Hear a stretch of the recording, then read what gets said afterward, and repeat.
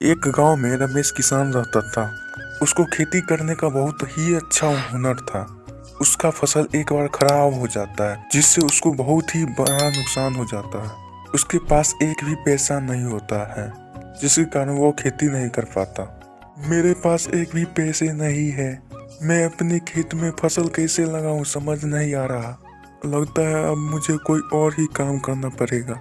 वह काम की तलाश में लोगों के पास जाता है। मालिक, कोई काम है तो दे दीजिए, मैं 2 दिनों से कुछ नहीं खाया। नहीं है मेरे पास कोई काम, कहीं और जाकर देख लो। पता नहीं कहाँ कहाँ से चले आती है। वह सरपंच के पास जाता है। सरपंच जी, मुझे काम दे दीजिए। तुम तो एक किसान हो, तुम घर का काम कर लोगे। लेकिन मालिक, मुझे खेती के सिवाय कुछ नहीं आता। ठीक है, तुम मेरे खेत में जाओ, मैं तुम्हें शाम सुबह खाना दे दूंगा। रमेश पूरी मेहनत से जमींदार के खेत में काम करता है। ऐसे ही कुछ दिन गुजर गए। मालिक, मुझे कुछ पैसे चाहिए थे। तुम्हें इतने कम काम के पैसे नहीं मिलेंगे।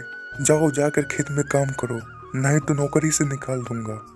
वह जमींदार के खेत में बहुत मेहनत करता, जिसके कारण उसका फसल बहुत ही अच्छा होता।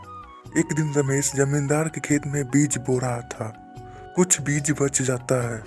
मालिक, बचे हुए बीज का क्या करूं? इसे जाकर फेंक दो। लेकिन इससे अच्छा है इसे मैं अपने खेत में क्यों ना लगा लूं। रमेश उसे अपने खेत में लगा लिया। वह जमींदार के खेत के बाद अपने खेत में बहुत मेहनत करता। यह बात जमींदार को पता चला। जाकर रमेश के सारे फसल काट कर ले आओ, क्योंकि उसने मेरा बीज बोया था। अगले ही दिन रमेश खेत जाता है तो देखता है कि उसके खेत के सारे फसल गायब था।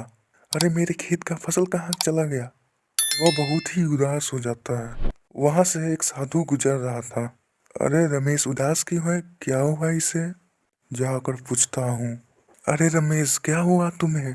बहुत दिन बाद मिले हैं रमेश, तुम कैसे हो? क्या हुआ तुम्हें? साधु जी, मेरे सारे फसल कल लगे थे।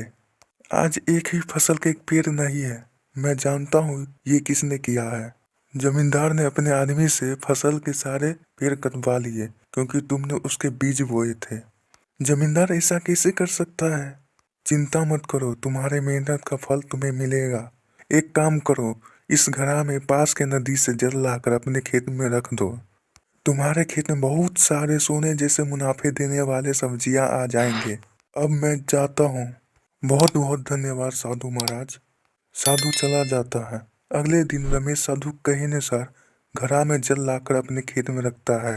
अब कल सुबह का इंतजार है। अगले सुबह उसके खेत में बहुत सारे सब्जियां आ जाता है। यह देखकर रमेश बहुत ही खुश हो जाता है।